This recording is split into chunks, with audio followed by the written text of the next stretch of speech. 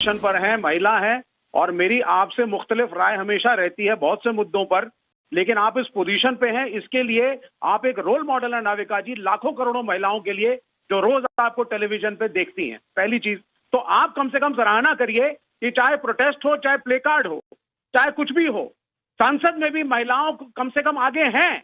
और India alliance की जो नेत्रियां हैं वो खड़े होकर के अगर एक अग्रेसिव तरीके से प्रोटेस्ट कर रही हैं, मेरे ख्याल से वुमेन एम्पावरमेंट का ये एक अच्छा तरीका है। इसमें हमें कोई गुरेज नहीं करना चाहिए। आप मुद्दों के ऊपर जरूर प्रश्न करिए कि उनका मुद्दा सही था या गलत, लेकिन ये कहना जिस तरीके से बीजेपी और उसके सपोर्टर कह रहे हैं कि महिलाओं को आगे कर दिया, बिल्कुल करना चाहिए। हर चीज में महिलाओं को आगे करना चाहिए, और 50% की आबादी आगे रहेगी तभी देश बढ़ेगा। दूसरी बात, ऑनरेबल प्राइम मिनिस्टर नहीं आए, 5 बजे आना था, ये एक अनफॉर्चुनेट चीज है डेमोक्रेसी के लिए, मेरे देश के लिए, संसद के लिए भी। चाहे कुछ भी हो, मार्शल्स हैं, सिक्योरिटी है, सब कुछ है, प्रधानमंत्री को जरूर आना चाहिए था।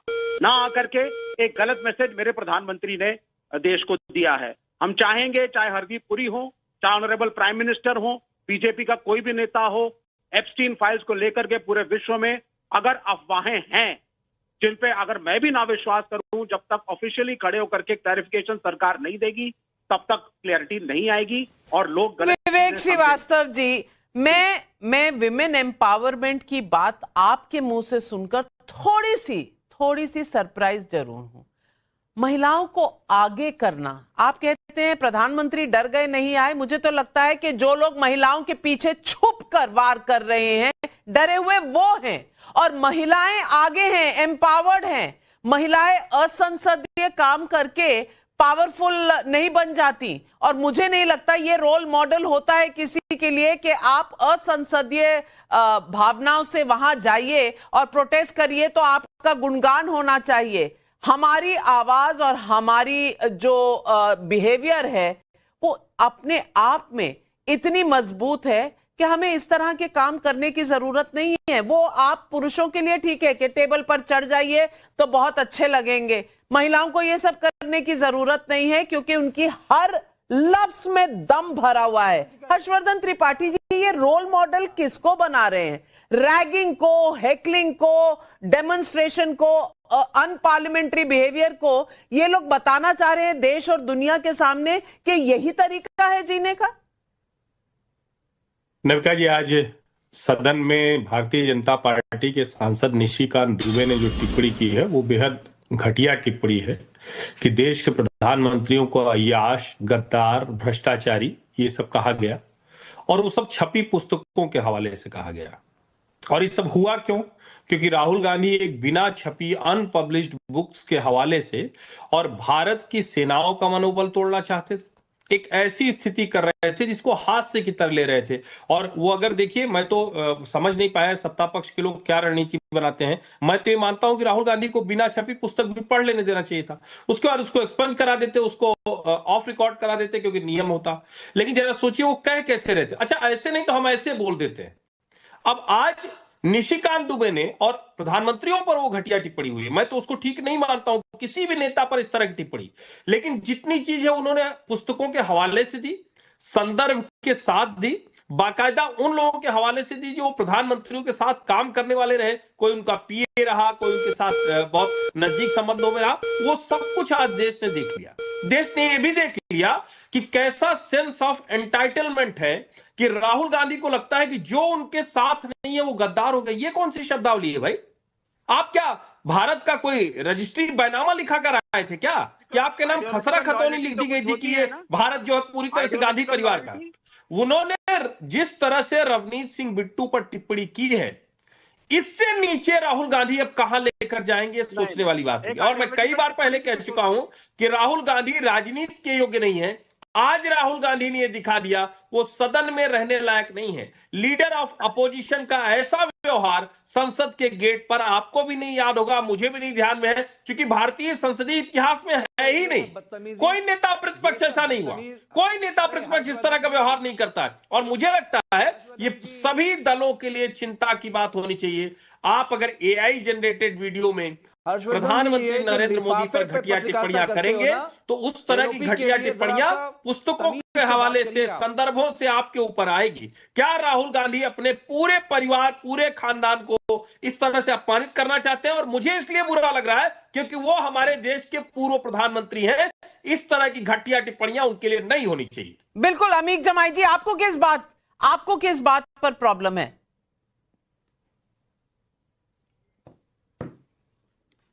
देखिए, ऐसा है कि निशिकांत दुबे को गृह मंत्री जी ने आगे किया। वो नहीं चाहते थे कि प्रधानमंत्री जी पे चाइना को लेकर चर्चा हो। हमारा यह कहना है कि अगर आर्मी चीफ हमारे नरवणे साहब अगर इतनी देश विरोधी बातें उन्होंने अपनी किताब में लिखी है तो उनके खिलाफ आप एफआईआर करिए, उनको फांसी पे टांग दीजिए अगर वो गलत है। अगर प्रधानमंत्री जी की गरिमा पर उन्होंने सवाल उठाया, क्या नेता मरहूम नेता मुलायम सिंह यादव जी ने हमेशा पिछली सरकारों को, प्रधानमंत्रियों को नहीं बताया कि पाकिस्तान से खतरनाक अगर कोई है तो चीन है? और सुनिए प्रदीप भंडारी, नए प्रवक्ता, जब नेताजी डिफेंस मिनिस्टर थे, चीन को 200 मीटर अंदर घुसेड़ दिया था। सुनो, चीन को 200 मीटर बॉर्डर से अंदर घुसेड़ दिया था। उनके बारे में जो शब्द इस्तेमाल कर रहे हो, तमीज से पेश आया करो जब नेशनल टेलीविजन पे बैठते हो। आर्मी चीफ जो है उन्होंने स्पष्ट कहा था कि उनको खुली छूट दी गई थी और हिंदुस्तान ने चीन। लेकिन प्रदीप भंडारी, उस किताब में भी तो यही लिखा था पर डिस्कशन होनी चाहिए या नहीं। सवाल यह है कि आपको अगर डिस्कशन करनी है, मॉरल हाई ग्राउंड लेना है, तो भैया कम से कम संसदीय तरीके से तो करेंगे। यूं तो जिस तरह से संसद चल रही है, मुझे नहीं लगता किसी को भी। मैं बता दूं, देश भारत जो है कुल 700 बिलियन का आयात करता है, तो ये संभव ही नहीं है। वहां पे डोनाल्ड ट्रंप ये बता रहे हैं कि हम रशिया से तेल नहीं खरीदेंगे, वो बता रहे हैं कि हम वेनेजुएला से तेल नहीं खरीदेंगे, वो बता रहे हैं कि हम वेनेजुएला से तेल खरीदेंगे। लेकिन हमारे देश के प्रधानमंत्री ने देश की गरिमा को तार तार कर दिया। जब से एप्स्टीन फाइल में उनका नाम आया है, उनकी जबान नहीं खुल रही, वो बोलना नहीं चाहते। नहीं, केस हो जाएगा। ना जाने क्यों उन्होंने अमेरिका के सामने सरेंडर कर दिया। जो शीश महल के अंदर बैठे हुए फालतू बातें मत करो। देश के ये क्या कहा था आतिशी ने क्या कहा था? हमारे जवाब दीजिए ना। आप दिल्ली देश के प्रधानमंत्री को सदन में आके बताना चाहिए सिखों के गुरुओं का अपमान किया था। उनका नाम जो है एक ऐसे व्यक्ति से जोड़ा जा रहा है राहुल गांधी के साथ में बैठ के हिम्मत मत करिएगा। हम तो चाहते हैं कि वो सफाई दें इस पे। संसद की भाषा की बात तो मत करो अनमोल पवार। ये क्या चल रहा था आतिशी द्वारा? आतिशी द्वारा क्या चल रहा था? जो हमारे गुरुओं का अपमान करा, हमारे गुरुओं का अपमान किस तरीके से किया था, ये तो समझो। बिल मिलाया तो तुम वो शीश महल के अंदर बैठ के क्या क्या करते थे। कमरू जमान चौधरी, एक बात तो तय हो गई। कमरू जमान चौधरी जी, आपको चिंता करने का समय आ गया है। ना सपा आपके साथ है, ना आम आदमी पार्टी आपके साथ है। उनके मुद्दे कुछ और हैं, आपका मुद्दा कुछ और है। आप राहुल गांधी को हीरो बनाने में इतने व्यस्त हैं कि आप देख नहीं रहे कि बाकी पार्टियां अपने मुद्दे उठाना चाहती हैं, सवाल पूछ रही हैं। लेकिन मैं पूछना चाहती हूं, आए दिन क्या कांग्रेस पार्टी नहीं कहती कि राहुल गांधी के बारे में देशद्रोही का इल्जाम लगाते हैं? उनके घर में तो शहीद उनके परिवार वाले हो चुके हैं, तो शहीद तो फिर बेअंत सिंह जी भी हुए थे। उनके पोते को आप गद्दार कह रहे हैं, ये लाइसेंस किसने दिया? ये भी तो सवाल है। नहीं, पहला सवाल का जवाब आप ले लीजिए। देखिए, देश कोई एक पार्टी का तहत नहीं चलता है, यहाँ पे मल्टी पार्टी डेमोक्रेसी है और देश में इतने मुद्दे आज भाजपा सरकार नजरअंदाज करके चल रही है कि हर मुद्दे पे डिस्कशन होना तय है। कोई मुद्दा कांग्रेस उठाती है, कई मुद्दा समाजवादी उठाएंगे। आज तो ममता बनर्जी सुप्रीम कोर्ट में पहुंच गई नरेंद्र मोदी का इलेक्शन कमीशन के खिलाफ, उस पर भी तो चर्चा होनी चाहिए था। मणिपुर में एक तो चर्चा आपने होने कहां दी? चर्चा आप होने कहां दे रहे हैं? आप कभी प्रधानमंत्री ने बोलना हो तो आप लोग टेबल पर चढ़ जाते हैं, आप स्पीकर पर कागज फेंकते हैं, महिलाएं प्लेकार्ड लेकर चली जाती हैं वेल के बीच में। हर्षवर्धन त्रिपाठी, ये जवाबदेही अगर सरकार की बनती है तो जवाब में इंटरेस्टेड कौन है? नजर आ रहा है कोई संसद में जो जवाब सुनना चाह रहा हो? नविका जी, जब राहुल गांधी बोले हैं पूरा भाषण होने से पहले वो चले गए, चाहे वो सुनना हो चाहे बोलना हो। राहुल गांधी के पास इतने विचार, इतने शब्द हैं ही नहीं। सत्ता पक्ष की रणनीति मुझे नहीं समझ में आ रही। अगर वो नरवणे जी की किताब का अनपब्लिश्ड बुक का भी कोट वो करने देते तो मैं दावे के साथ कह सकता हूं कि एक पैराग्राफ से आगे वो बोल नहीं पाते। और कमाल की बात ये कि नरवणे साहब ने खुद जो कहा है वो सबको भूल गया। उन्होंने कहा 1 इंच जमीन हमारी किसी ने नहीं ली, जो जैसा था वैसा ही है। उन्होंने खुद बताया कि हमारी क्या रणनीति थी, हम किस तरह से आगे बढ़े। वाईके जोशी जो नॉर्दर्न आर्मी के कमांडर थे, उन्होंने जो बताया।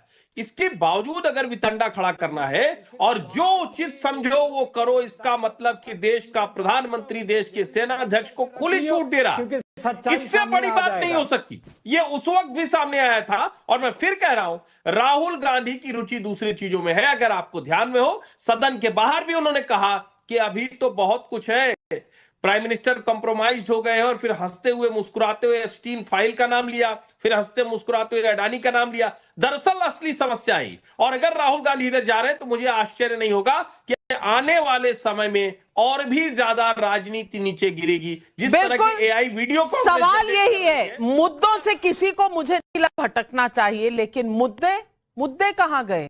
यहां तो एक कॉलेज कैंपस की रैगिंग जैसा सीन देखने को मिला। प्रिंस राज रांची झारखंड से पूछ रहे हैं, 2014 से 2026 आ गया, हर अभिभाषण में बीजेपी नेहरू इंदिरा पर सवाल उठा देती है। विकसित भारत से पहले बीजेपी पहले अपनी सोच विकसित क्यों नहीं करती? हिमानी का प्रयागराज से सवाल है, ऐसा क्यों होता है कि ऑपरेशन सिंदूर हो या ट्रेड डील, कांग्रेस को भारत सरकार से ज्यादा ट्रंप पर भरोसा हो जाता है? ये सवाल पब्लिक पूछ रही थी। For more of such videos, do like, share and subscribe to ET Now Swadesh.